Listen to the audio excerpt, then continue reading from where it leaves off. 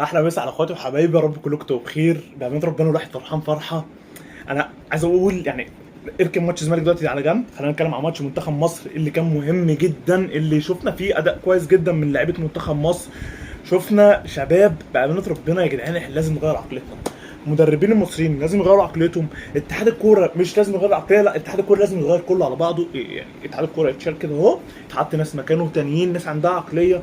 يا جدعان والله العظيم عندنا لعيبه شباب في الوقت الحالي. لعيبه لعيبه ما تقلش عن اي حد يا جدعان، ما تقلش عن اي حد يا جدعان. ادوا فرصه للعيبه الشباب يا جدعان، سيكوا فيه. اللعيبه قصاد اسبانيا وقدوا وخسروا اسبانيا، قصاد الاورجواي قدوا وخسروا الاورجواي. ركله الجزاء بس كسبوا الماتش وخسروه، وصلوا دور النص النهائي. هنلاعب فرنسا بالشكل تقريبا اللي احنا هنلاعب فرنسا. عايز ايه تاني؟ نص النهائي تالت مره على الانجاز ده نحققه، ان احنا نوصل نص النهائي في بطوله الاولمبياد. منتخب مصر